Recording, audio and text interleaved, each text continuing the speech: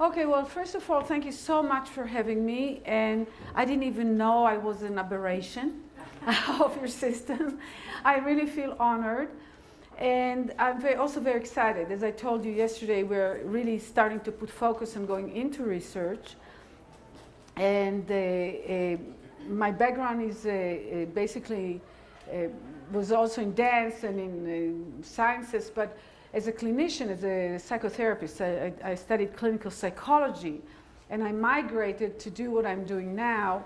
But for me, the theory and the practice were always closely intertwined. I always needed to understand from a scientific, and for me it was always about the brain point of view. But then if it didn't translate into practical applications, then it wasn't interesting for me anymore. So that was kind of like very brief the background. So, so the name of this presentation is Thinking Outside of the Box with Anat Baniel Method Neuro Movement. And for some of you it might be outside of the box, and for some of you it might not. But for most people there are elements in what we do, how I think or we think about what we do, and how we execute it that is really novel. So I invite you to have an open mind, to not worry if you don't grasp everything right away. It's not difficult. I don't think it's difficult. I just think it might be unfamiliar.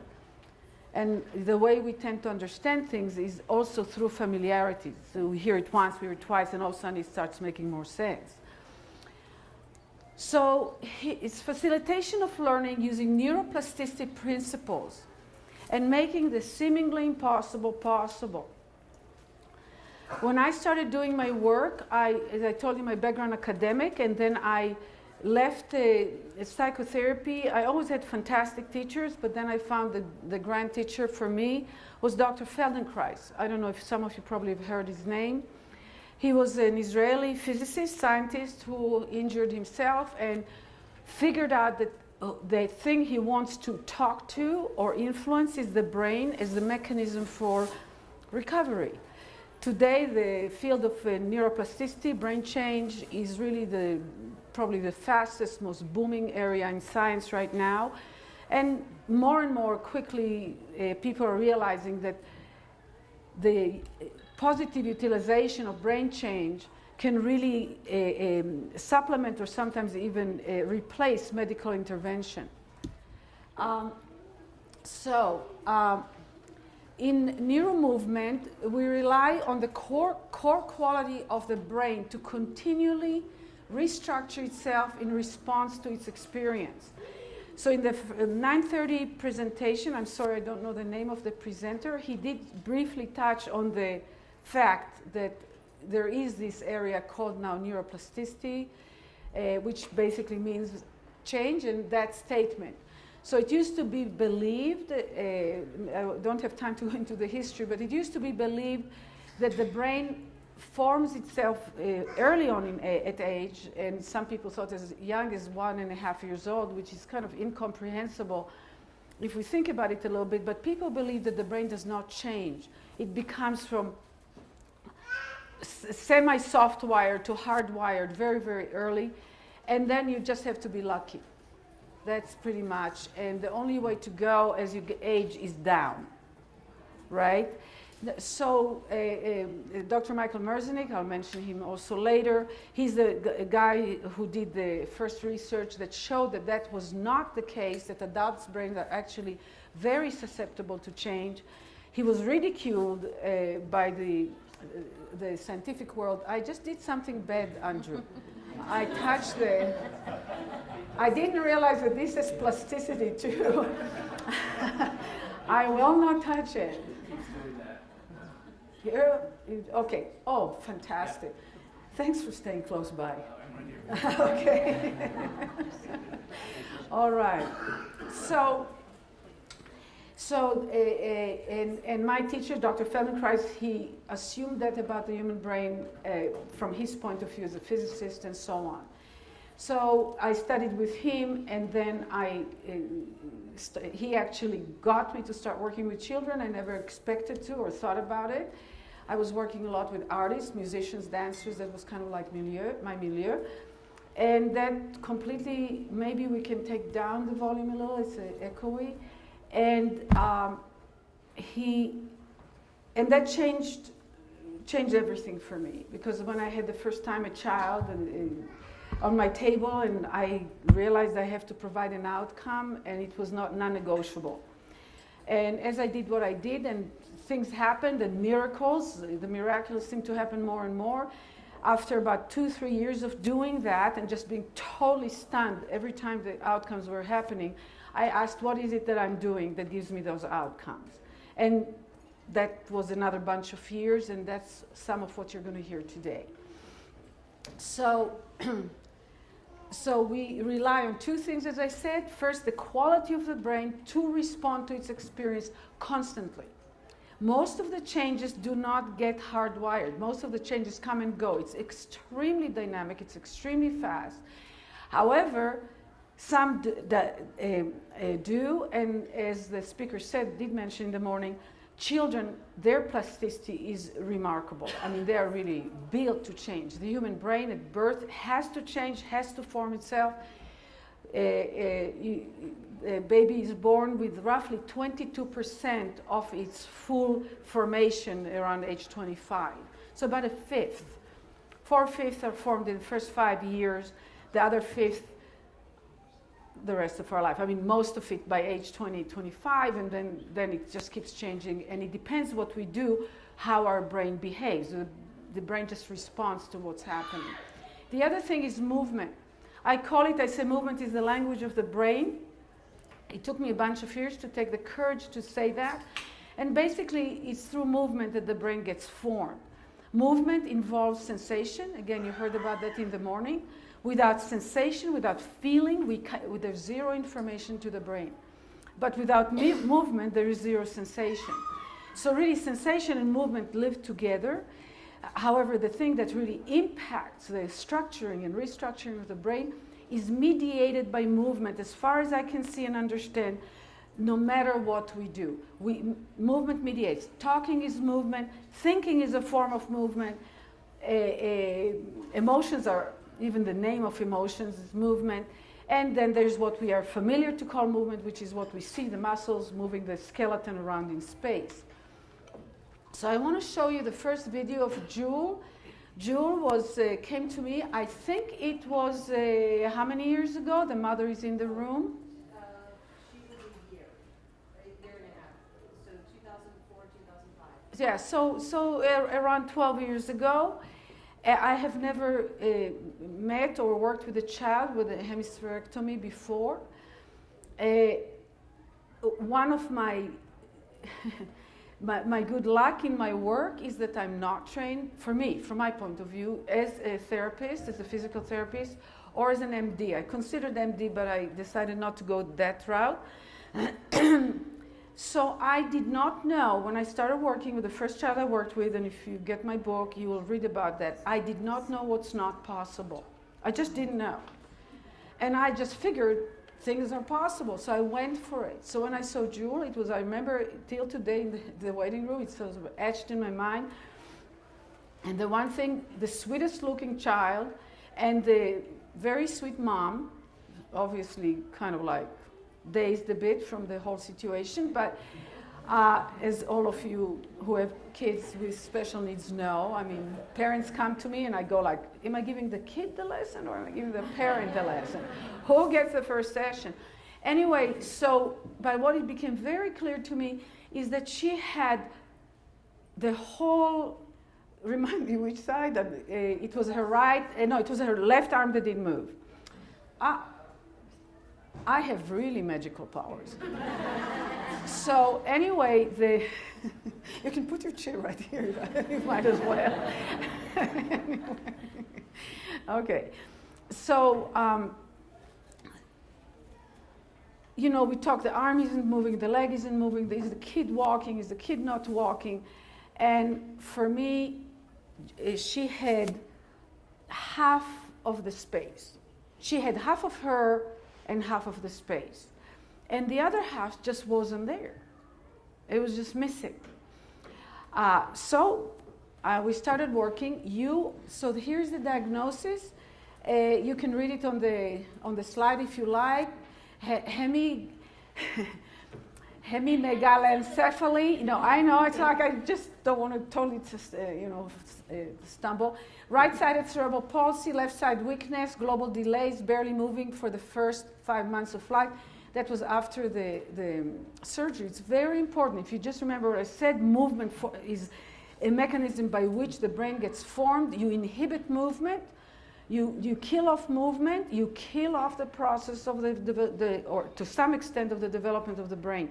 Very, very important to understand, because when you choose interventions, if movement is inhibited, it has to be done very mindfully and very purposefully, knowing what the risks that are involved in inhibition of movement. So, right hemispherectomy at 4.5 months. After that, it was when she didn't move for about 5 months. For intractable seizures, high dose of seizure meds that also limit both mobility and cognitive functioning. So it's kind of like a pretty tough picture. She was diagnosed functional quadriplegic, and I'll never remember the mother saying that the prognosis was that she will have a maximum of 40 points IQ. I never heard anything like that. So what my mind does with that goes like, says who and who knows, right? I mean, I know that the person who said it meant well, but I know that because of my scientific background, I go like, wait a minute, I'm not buying into that. Anyway, she began ABM neuromovement immediately after surgery with Nancy Knight. It's a PT that trained in the method and works for the county or whatever in New York. So I think you just lucked out, right? You didn't know to look for it. And Marcy Lindheimer, who is one of my co-trainers, and she lives in New York, and she's an amazing teacher. And then she began working with me. At that time, it was pretty much, I didn't have my co-workers at the center, at age 15 months. And I worked with her for about 3 years, at which time the mother graduated and became a practitioner and does amazing work herself. So here we are. So this video starts with Jules' second trip to California at age 19 months. We couldn't find, I don't know if we videotaped or not, the first trip. And you are going to make it work, right?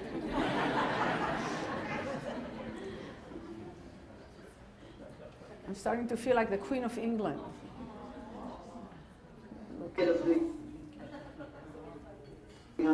Right, instead of doing. That's the father. He brought her. And then and then it's like, okay, now I'm stuck with them, I don't have to do anything. I'm just doing, exactly, it's like my phone. Yeah. So.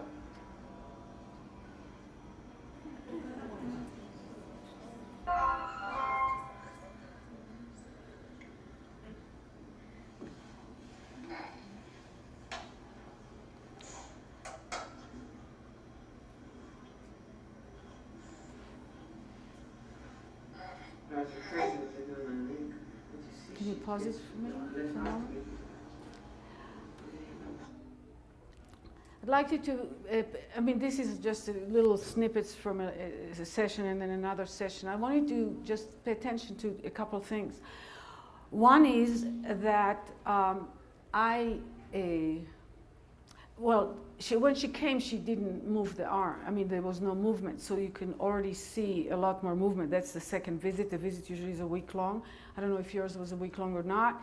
So it's actually not many lessons before you start seeing really dramatic changes. Not always, but oftentimes. But I'm not touching her arm. I'm not touching her arm, and that's one of the shifts, and I'm going to get more into details as we get past the visuals.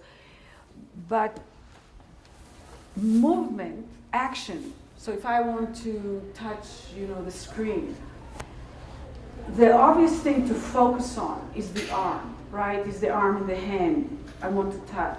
From the point of view of the brain, it has to organize the whole body, every element in the body, either moving it relative to other parts or not moving it relative to other parts, but every part has to be accounted for.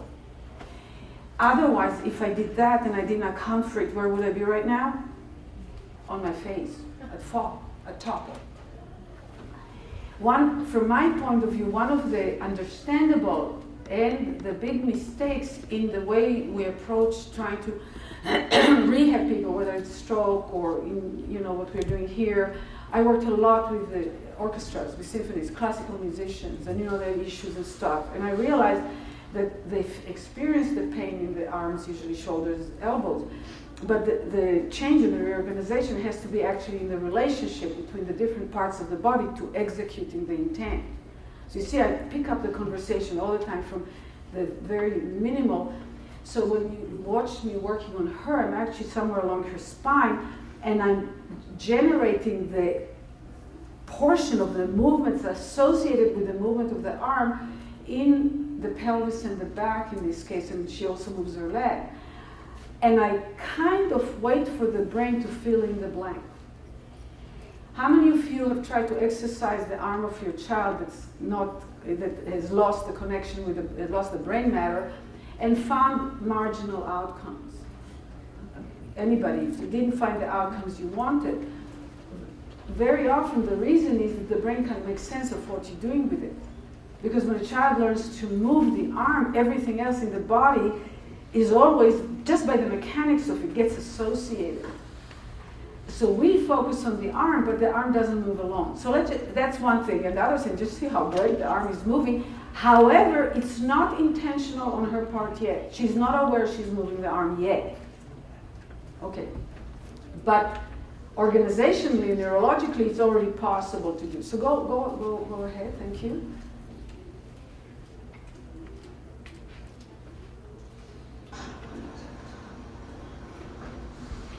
You forgot it. That's the only thing I forgot on the label. You know, it's made Put it in you pause again, I'm so sorry. Yes, There's a only million things. things, yeah. Can you put it in pause again? There. Oops. You did the thing that I always do. Yeah, good. So if you watch, and I was going to tell you about it after, but I'll tell you about it now. So I realized she was getting better. She was more here, you know, she was more alert, she was more awake. She was sort of starting to get some sense of things happening and having some expectations, anticipations. I mean, she was really doing well. But, you know, this thing just wasn't there. Just wasn't there.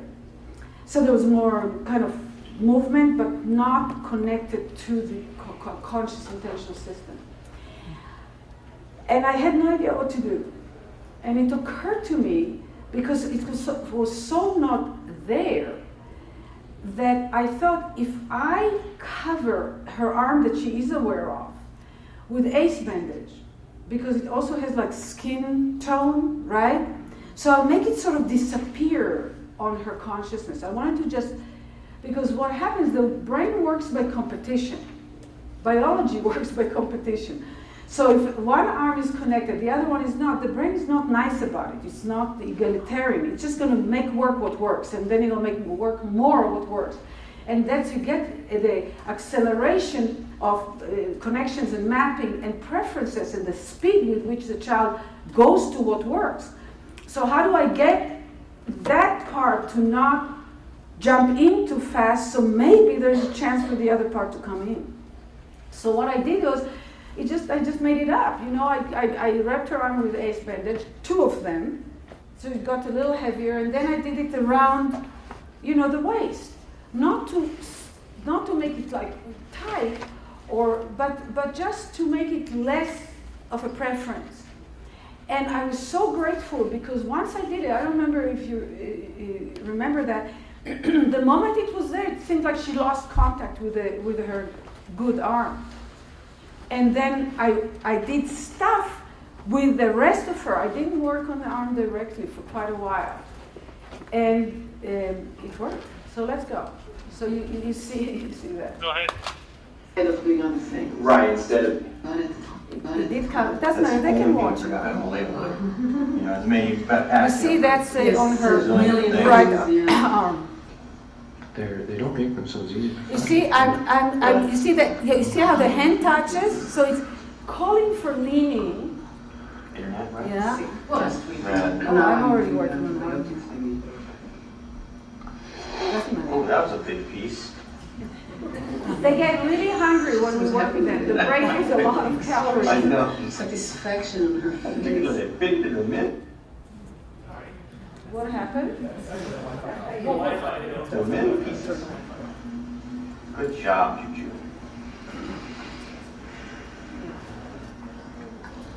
You see, I'm actually working on her arm. I'm moving through the leg, but functionally, from the point of view of the brain, I'm talking to also to the arm. Outside. Outside. Yes. Look what she's doing. I get confused by the way. Yes. That's her dead arm. That's the second week of visit. I don't know, but she also got one video. Outside.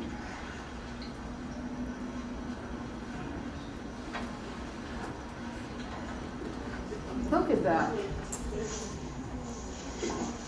Bake me a cake as fast as you That's a can.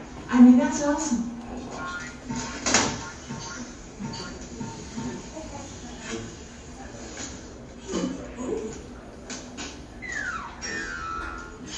You see, and that is so powerful for the brain because she gets an outcome. I might have worked to refine it a little bit more, but it's, the principle is really, and look at that. I hate that the house is such a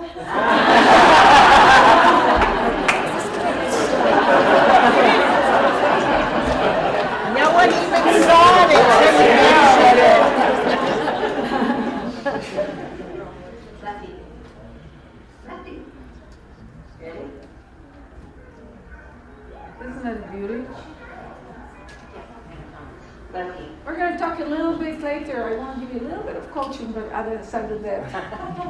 Jill, today. Take your music.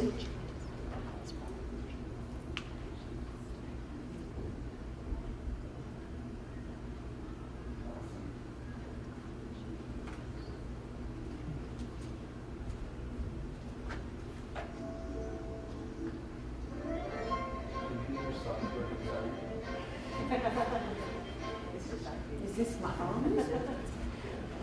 Oh, okay. That's it.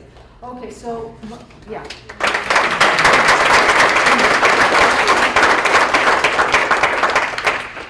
I have till what time? 2:30, right? Okay, so a list of the changes and accomplishments we got from the mom. Applying the essentials, you'll find out what these are in a minute. In whatever we were doing, resulted in her not needing a lot of the surgeries most of the Hemi kids have. She had a reverse curvature, scoliosis that corrected itself. Her leg length discrepancy is almost all functional, muscle tension, and not physical. That means, I think, meant to say structural. Her hip sockets are in place. Okay, next one. Jules' latest cognitive testing, Woodcock, Johnson, done when she was 11 years and 10 months, almost 12, puts her at a high school level in all areas, and she reads above grade level.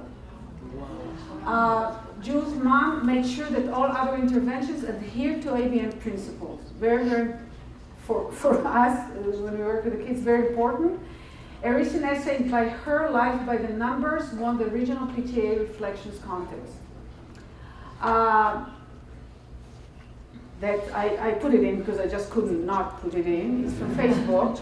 A gentleman came up to Jewel in the park and asked her mother to pray over Jewel. Jewel replied, "Everything I am is because of God. He already knows me well. If you want to pray, pray so to soften the hearts of the people who keep us from being all that we can be."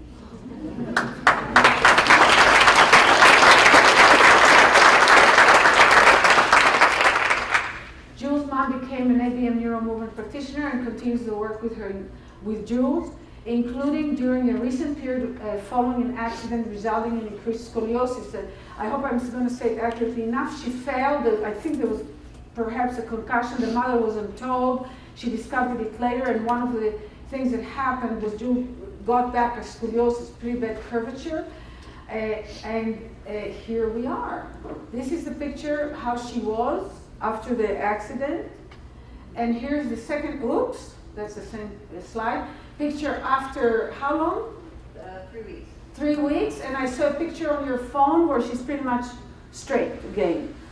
So regression is a common and basic function basically of the brain in the sense that trauma regresses us to what was there before. And the question is, how do we revert it? And obviously that worked very, very well. And I will just keep going quickly, as quickly as I can. Here we go. I wanted to mention here that I had no knowledge of Paul Taub's, Dr. Taub's work, the restraint therapy guy. He built, I happened to meet him, Merzenich and I are collaborating on different projects, doesn't matter. And the Dalai Lama invited Merzenich and Taub because he's very interested in the brain and he has questions. So it's sort of off the stage, Norman Doidge interviewed the guy who wrote The Brain That Changes Itself, and Mike invited me to come. So I was there listening, and so I met the guy, but when I worked with Jules, I didn't know of him. I didn't know it existed. So for me, quote unquote, restraint therapy is not a thing in its own right. It's just a mechanism that you bring in and out, just like anything else, as part of the bigger picture, actually. And just to tell you, when we started doing the ACE bandage and it worked well, I would do it about 10 minutes in a session, then I'd take it off. I mean, it wasn't like a permanent thing, because for me, everything is very dynamic. The brain gets it. I want the brain to use it in every other, and then I told the parents that if I recall correctly, to do it twice a day, 10 minutes, and not to try and make her do anything, just allow the development to occur. So it's not a fixed thing, it's just a thing, whatever. The idea of using bandaging came from a central understanding of how the brain works and learns. It was a detail in the bigger picture.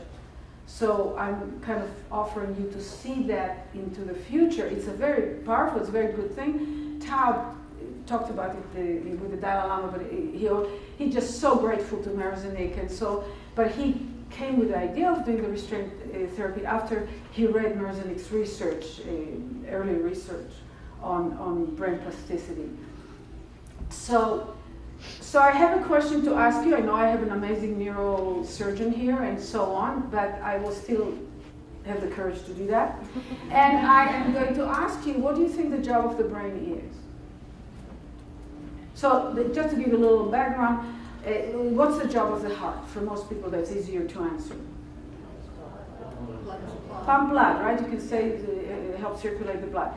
What's the job of the brain? If you were to just make it up, look at, I mean, a big make it up idea. What? Manage the body. Manage the body, okay. Store information, okay. Sorry? What is a CPU? Please break it for me. Central Processing Unit. Okay. I always ask you to do it already yesterday to translate things for me. So the Central Processing Unit. Okay. So let me tell you how I describe the job of the brain. The job of the brain is to put order in the disorder and make sense out of the nonsense. Fundamentally, the job of the brain is to put order in the disorder and make sense out of the nonsense. And what I've observed over and over again, doing this work, trying to train people, not trying, but training people to do this work, and collaborating with people, knowing what other people do, is a very, very important differentiation that needs to take place, from my point of view, and by my understanding, if we are to take greater advantage of the enormous potential of the brain, which I think we're just starting to scratch the surface. And, excuse me, and that's the distinction between the mechanical model versus the information model. So, what would you say the mechanical model is in us? What's the mechanical part of us? It's our bodies, right? Of course, it's a biological system, very complex and metabolic stuff and so on. But from the point of view of acting in the world, the bones and the muscles adhere to the Newtonian laws of physics, basically, right? We're in a gravitational field, and this thing is a mechanical system. A young baby, first of all, it's its own body, the weights, the impact, the sensations that go with it. And when it starts playing with outside objects or doing, it pushes, it topples over, it pulls, it comes closer. I mean, this is a huge laboratory of learning for the child, right? And we know the world, whether we know to call it mechanical or not, or mechanical model, that's how we kind of know the world. So I'll give you an example of like certain outcomes from sort of semi-automatic, maybe unconscious assumption of how the world works, right? So if something doesn't work, if I use more force, you might as well put your chair up here, really seriously. Turn off the Wi-Fi. Turn off the Wi-Fi. It keeps trying to connect. Oh, that's what it's doing. It's kind of wanting to connect. So, okay, I'm moving away. So what happens is that when something doesn't work, one of the very common things that we do is use more force, right? Because if I'm trying to move an object, it doesn't move very often. If I use more force, it moves more. So that's just an example. However, when it comes to the brain, it actually pretty much works the other way around. So first of all, the brain is an information system. So, question to you guys, what's the source of information to the brain? Where does it get its information from? Senses. So the senses, but what would it, did I hear stimulation? What? Stimulus. Excellent. Now, thank you for coming to help us. Not the AV guy, but I'll. Can I keep talking? Moving this thing? Yeah.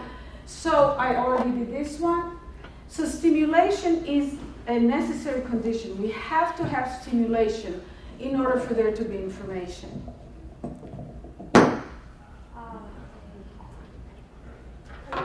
Thank you.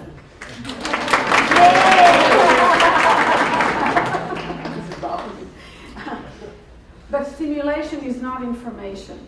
That was one of, I remember talking to Merznik and telling him that, and I kind of went like, oh my God, you know, one of them was top neuroscientist. But from my experience, stimulation is not information. Let me tell you when I realized it the first time. When I worked with a child with cerebral palsy, 3-something years old, was early on in my career.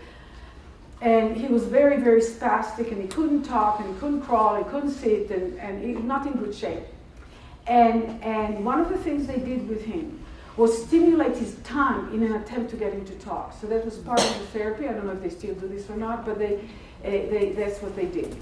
I just, first of all, I had a really not good reaction. How would you like someone to take your tongue and brush it with a toothbrush? What would be your experience? Because you know, one of the very important things about anything we do with anybody else, especially if we want to be useful, their experience matters. They are having an experience all the time. It doesn't matter what we want to do, they're having an experience all the time. Would you like me to come and brush your teeth? Just take it and just go boom, boom, boom, boom, boom, try to stimulate.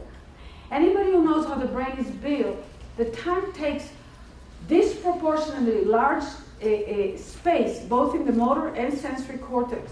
You take a child whose brain is undifferentiated, meaning spastic, right? When it gets stimulation, everything contracts, right? Undifferentiated. And you stimulate the tongue. That means you bring a huge amount of stimulation. The child has no control over it. It's just getting it, and probably it's aversive. What do you think will happen to that body person? What will happen to the body? It'll contract. So when you're trying to teach the child to talk, at the same time, you're actually associating, first of all, speech is highly differentiated, and you're associating it to a highly undifferentiated state of the brain body at that moment. So that's when I woke up to it. So I came, never mind the how, to the information is the perception of a difference. In neuroscience, computer, whatever, mathematics lingo, they call it a stimulus to noise ratio. That means that the difference between the quote-unquote background noise of the brain to the stimulus that comes to it is such that you can perceive it relative to the background. Does that make sense? So really our job when we try to help somebody learn something is facilitate for the brain to be better at perceiving differences. That's what I do. That's my work. I generate differences to be perceived, and I help the brain improve its own ability to perceive differences. And that is doable. There's tons of research that actually works on that. There's Elizabeth Torres in wherever, in the New Jersey, the university. So really great research done on it. And when there's distortion, disruptions in the ability of the brain to perceive differences in general or in specific areas of the brain, it is a problem. It predictably creates problems. If a difference is not perceived, it does not exist. So you can look and see a brown shade and something, I don't know, black something, let's not even name it. But if I don't see the difference, if I have condition, it can be just even profound drunkenness, and I cannot see the difference between brown and black, it doesn't exist. It's not like, it just doesn't exist. If there is not a difference, it doesn't exist. I remember going to China a little while back. I was invited to something, orphanages and so on, and I listened to the Chinese, and it all sounded to me like one sound. And they were obviously having a complex conversation. It was a very, very vivid experience of you don't perceive the difference, it does not exist. And it doesn't mean anything. So remember putting order in the disorder, making sense out of the nonsense. So perception of differences leads to differentiation. That means creation of new connections in the brain, which open the opportunity for integration of new patterns. That's one thing that I'm going to throw out right now. When I work, I do not teach anybody to the outcome we are desiring. I do not teach kids to crawl. I don't teach kids to stand. But I take them through a process where statistically the likelihood they will do it gets higher and higher. Healthy children do not learn to stand up by standing up.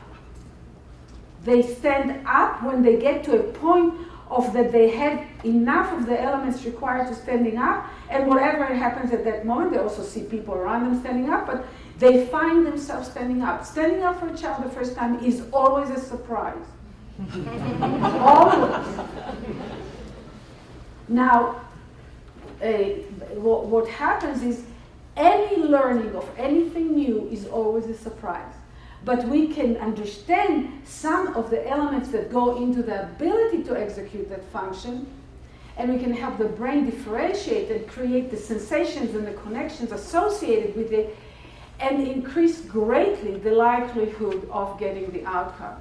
What that means is, by the way, that there's very little drilling, and there's certainly, I am a huge proponent to not try to drill people into something they can't do, because what do they learn when you drill them into something they can't do?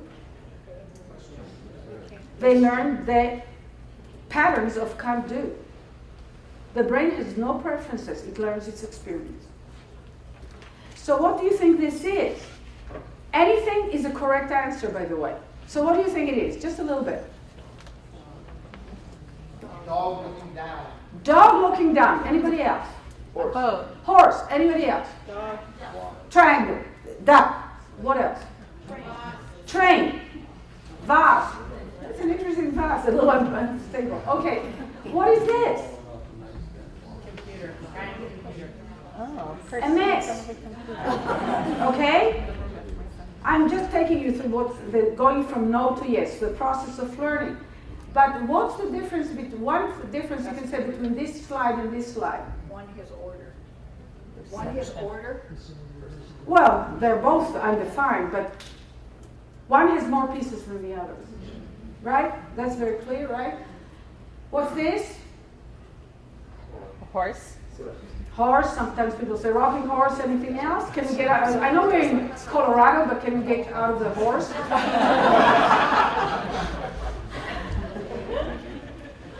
Never mind. And what is this? Horse. You need to come get some sessions from me. Anyway, and so what we see here is the see a progression of differentiation. We have 3 elements. Think of a newborn, it's there, it has random movements, the brain does those, shoots the, how do you call them, this, it's not the stimulus, it's the spikes, the... Senses? How do you call the electrical activity that goes from the brain to the... Impulse? Yeah, the electrical impulses. It shoots the impulses, but it's nothing. It's all random, by the way, essential for movement to form. But it's kind of like you try to give the kid to hold something, forget it. It can't do it. It's undefined. It doesn't have the ability. That's a metaphor, right? That's a visual metaphor. Here we have a few more pieces. We could make maybe something out of it, but probably not much. We could make that looks a little bit more like something than the first picture. I need to have an intermediary picture, but we didn't have time to do it before I came here. And then when we have enough small pieces, that's a representation of differentiation, we can start functionally creating recognizable actions, recognizable organization. And the more we are differentiated, the more freedom we have to do more things. So if you take those little smaller pieces and you make them even smaller, but even with those, I could also probably create the shape of a cat or a shape of a horse, right? Or whatnot. And then when it gets integrated, it becomes a thing. It becomes like picking up a glass of water or standing on my feet or talking to you, saying whatever words.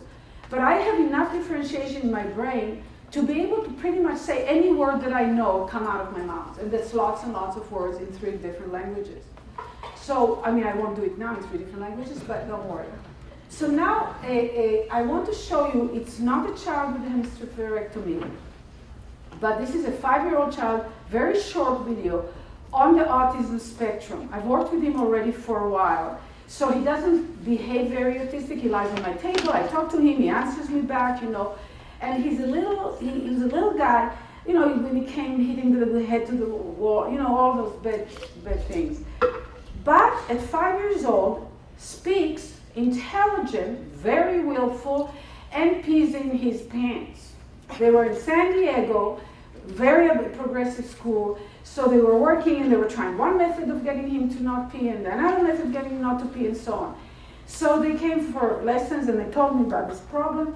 So I thought about it and I went like, okay, he, first of all, is very willful. And I know little kids, sometimes they don't want to bother to go to the bathroom because they're too busy doing what they're doing. Have you had a kid like that? Yeah. So I thought that could be an element, but the degree to which it was like across the board, I wondered if he does not feel the difference between wet and dry around his genitals. And he had pull-ups, and they have the chemicals that absorb the fluid very quickly. So what he can feel perhaps is more weight, but he doesn't feel the wetness. So he doesn't also get because it's unpleasant when it gets all clammy and all that stuff.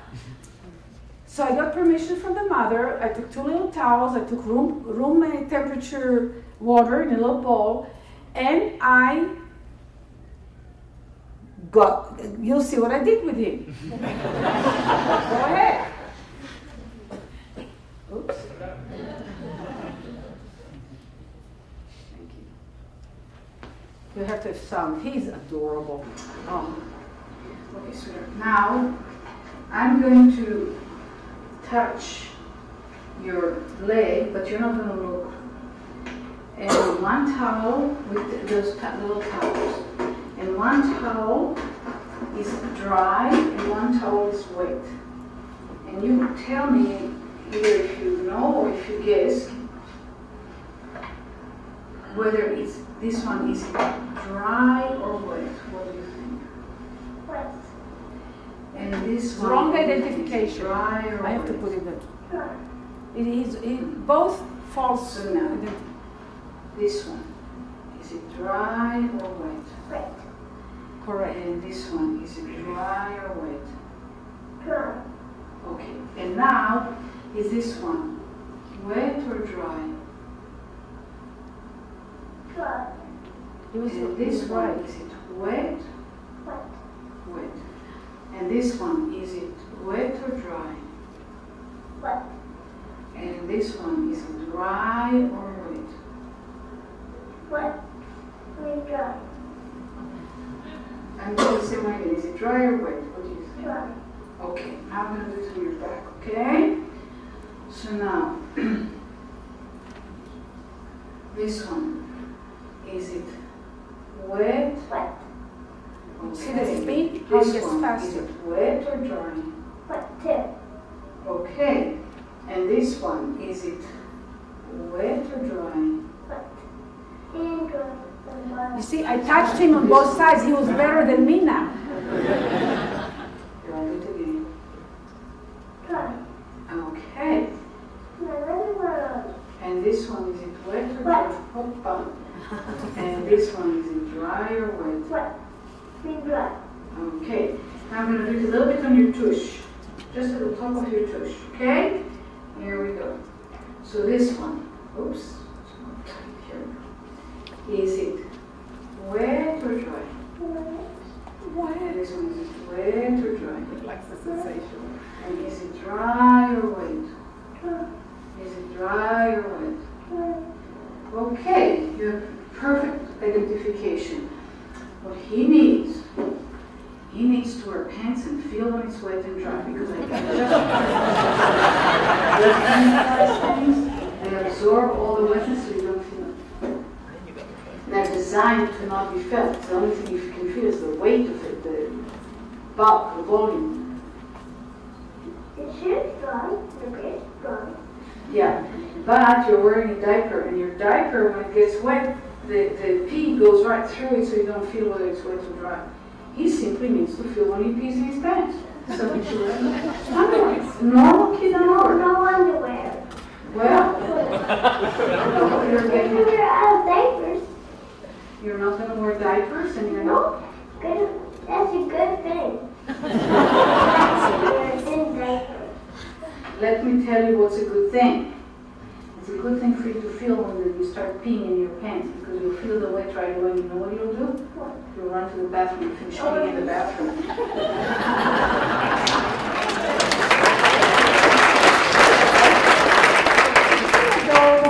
One of my favorite clips, and there are lots of them. But you see, what did I do when he didn't? He misidentified on the leg, which was lucky because I wouldn't have known if he feels it or not. So he mistakenly he didn't identify. He made a mistake. Where did I go from there? To the face. Why the face? It's near the mouth, much more heavily innervated. So then, when I was there, I realized, oh, damn! I started where he's least likely to feel it, the back of the legs. I mean, how sensitive are we in the back of the legs compared to the face, right? So I went to where there was more likelihood that his brain will notice it. Then once the brain notices and has identified or learned the distinction, because I made it very clear, right? I asked him, is this or this that? And he had it. I went back to the leg. He could transfer that and feel it even with less density of innervation. Then at the very tail end, I took it to the pelvis, right? He never peed in his pants again. That was it. Because once we know it, we know it. We can't unknow what we know. You know, then he can choose to pee in his pants, but he had a choice. Okay, so, and I want to say, I'm going to speed up. Another pillar in the work, which that's why it's the second chapter in my book, even before I talk of the brain, is from fixing to connecting. It is so important. First of all, brains connect. Children's brains develop in a community of brains, a community of adult brains. You know, you're born in China, you speak Chinese. You're born here, you speak English. You're born in Israel, you speak Hebrew. We are connected, and we can't fix a child. There is nothing to fix. The way they get quote unquote fixed is by growing and evolving.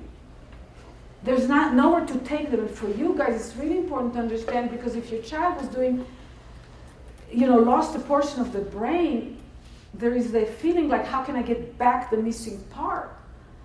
You cannot get back the missing part, but you have, like at least with Jules and with the other children, enough left to work with to create a lot of wonderful learning and function. Does that make sense what I'm saying?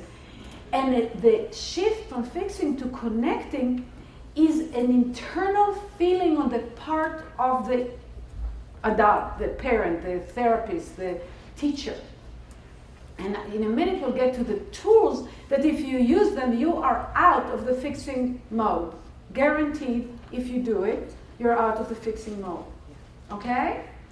So, I'm quoting Jewel again. We all want to, that's from her essay, we all want to make our lives connect with others and have everything make sense. Remember? When a child has this problem, nothing makes sense. And if we pile on them and we try to make them do things, we actually challenge the brain more and make it harder for them. So like with the little Spencer, when he didn't feel it in the leg, I didn't stay on the leg and heart. I went to where it was easier for him. And if that wouldn't have worked, I would have looked for another solution. I wouldn't have harped because it's already failing. I'm out of there as fast as I can when it doesn't work, because that's the last thing I want the brain to learn, what doesn't work. Okay? But it's not easy. It's a discipline. It's because we get fearful and we want to control. It's a different form of control. It's a very sophisticated form of control where we work via the person.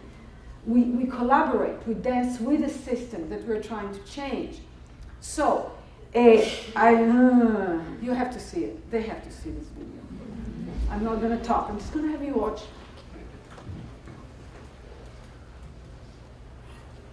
The mother is here too, and both mothers.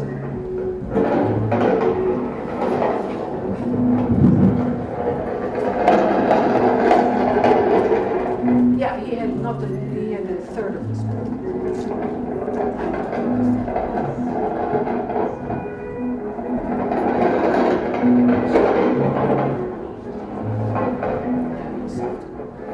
That's a home video. They sent it to us. We asked for it, and then we found out they were coming.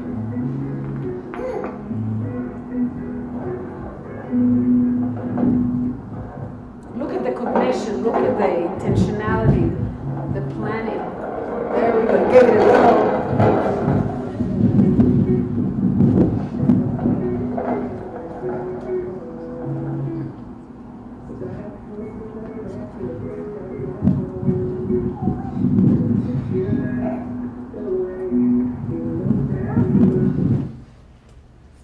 Zakai was born with linear nevus syndrome, cortical dysplasia, and you never mind that long word. In 6 months,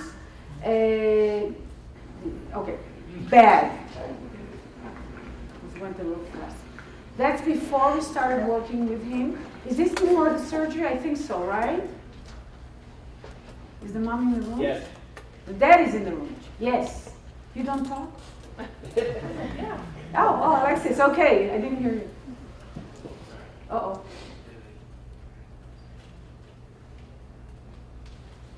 Okay, so just watch this. Yeah, and then... Okay, just let it run. It's faster than trying to...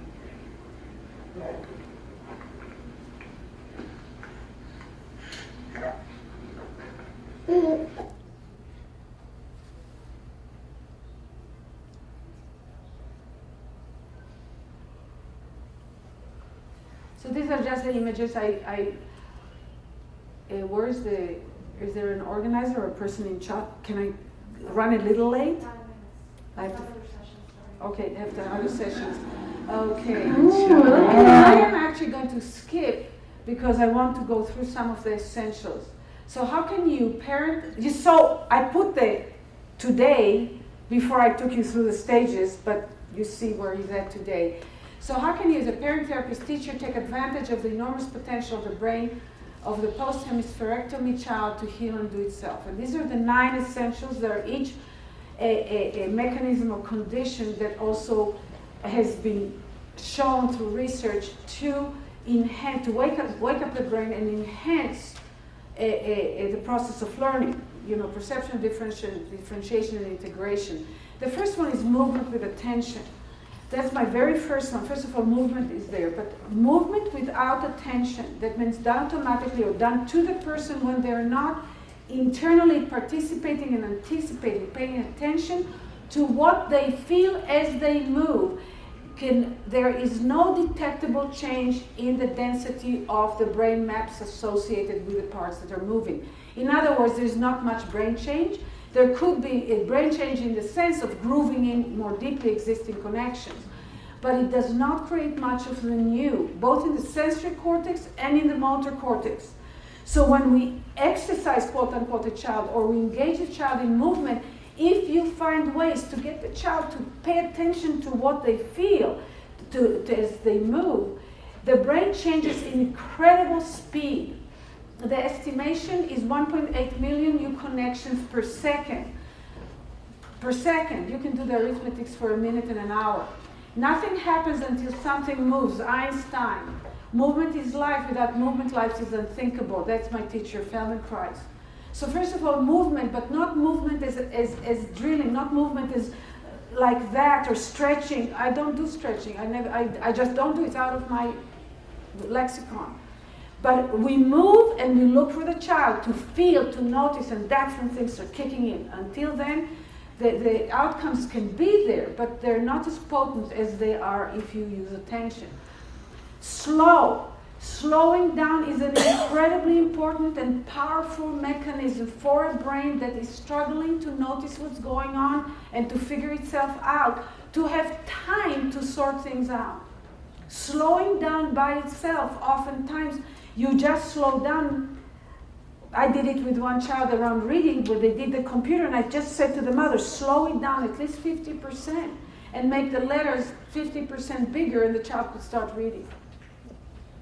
The brain could figure it out. Before that, it couldn't figure it out. It was too fast. And when we can do something, we tend to lose appreciation what it's like for somebody that doesn't see what we see, does not feel what we feel, does not know what we know. So just when you slow down, see what happens. There's no risk in it. And there's a lot of potential gain. I won't show you that. Next one, variation. Variation is extremely powerful. I started using it enormously with musicians, and then I felt like I was cheating because it always worked. Variation is that you generate differences. So I don't wait for the brain to be capable of perceiving the difference. I amplify the difference until it is perceived. There's a beautiful research by the guy who started the whole area of neural networks. They worked with Japanese people and had a hard time perceiving the difference between L and R. And businessmen, you can spend hours. They just don't hear it, and they're not deaf. So what they did, they increased the difference in the sound between L and R until they could hear it. And then they brought it closer, and then they had no problem. Hour and a half, they were all trained. If I had them, it would have taken 6 minutes because I would have put movement into it. Really, it really helps the brain when movement is with it. Subtlety, that's what I talked about, force. When something doesn't work, we tend to put more force. Talk louder, go faster, push harder, do more of the same thing. That's all a form of forcing. In the physiology, the actual physiology, the less intense the stimulus, the less difference you need to perceive a difference. That means if I go outside and it's full daylight and you light a flashlight behind it, I won't see the difference because the amount of the light and the intensities, it doesn't give me enough differential. But if it's a dark room and I turn on the flashlight, even if you're asleep, you'll probably just pop and wake up. And it's the same amount of light, it's just the background is different. So when you reduce the force, you slow down, you reduce the force, you potentiate the brain, you make it better at perceiving differences. That means being more intelligent and more capable of learning. Okay? Then, enthusiasm. It's not clapping. It's the opposite. When the child stands up the first time, don't clap. Don't ask them to do it again because you create arch inhibition. You startle the child. You shift their attention from their internal experience to you, not the place where they should have the attention. The more amazing somebody does something, the calmer and quieter you should become. You need to pretend like, oh, that's something happened, really? Flexible goals. incredibly important for the therapist, for the parent. As I said to you, we can't control outcomes. We have no direct control on outcomes unless it's destructive outcomes.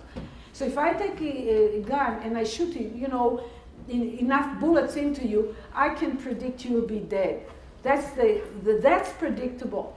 But if I take a child that doesn't feel they have an arm, I can't say, like they do in physical therapy, the poor therapists have to do by that because that's how insurance covers it. In 3 months, the child will do that. In 6 months, as if anybody knows. Take a healthy child, as if you know when he's going to say mama for the first time. So you keep the goals flexible, and you allow yourself to follow the system as it's progressing. Learning switch, it's either on or off. It's either on or off. Read my book. Imagination, yours first. Use your imagination. Be imaginative, and as the child gets better, if they heal enough, their cognitions, they will start showing imagination too. One of the higher functions of the nervous system, awareness. The glue of all learning.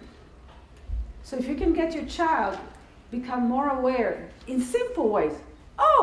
Even just sound. One sound for one position, another sound to another position, and so on, and become aware. It's the glue of learning, but the person who has to exercise the awareness, really upgrade the awareness capabilities, is the parent, grandparent, therapist, teacher that dealt with a child. And there is nothing in a caterpillar that tells you it's going to be a butterfly. That's one of my favorite quotes. Thank you very, very much. I hope that was